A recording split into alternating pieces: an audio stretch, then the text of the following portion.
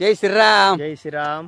हे बघा, आज एक नवीन विचार आमच्या मनात आला. आमचे मित्र तुषार शिंदे यांनी सांगितलं, कुठली गोष्ट जर करायची असली ना तर ती शेणात होत नाही. आपण म्हणतो तूप खाल्ल्याने रूप येत नसतं.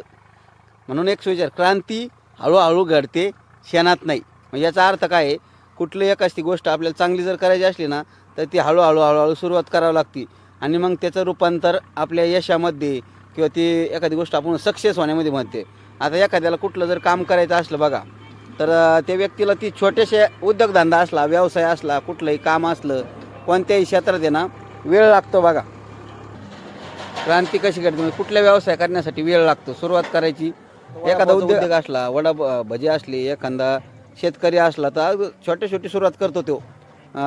कमी 500 रुपयात 1000 रुपयात एखादा व्यवसाय सुरुवात करायचा. नंतर जसं त्याचे कस्टमर जाते, गिऱ्हाईक वाढतं, त्याच्यात बदल होतो. आपण म्हणतो ह्या माणसाने काहीतरी करून दाखवलं, त्याच्यात जिद्द आहे, तो सक्सेस झाला आपण म्हणतो.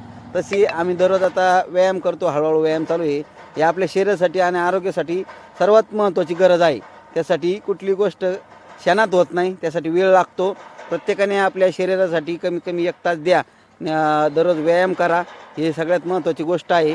सगळ्यात महत्वाचं, चांगलं वागा, चांगले विचार ठेवा, चांगले विचार ठेवा, लोकाला नाव नका ठेवू, चांगलं खा आणि तुम्ही पण प्रयत्न करा. तुम्हाला ही एक दिवस यश मिळणार आहे. लोकाला नाव नका ठेवू. कर्म चांगले ठेवा, दुसऱ्यांविषयी चांगली भावना ठेवा, अन्यायाविरुद्ध बोला, स्वतःला घडवा. कवर सहन करता तुम्ही. जय श्रीराम. ओके, असेच नवनवीन व्हिडिओ बघण्यासाठी आपल्या चॅनलला लाईक आणि सबस्क्राईब करा. ओके, धन्यवाद.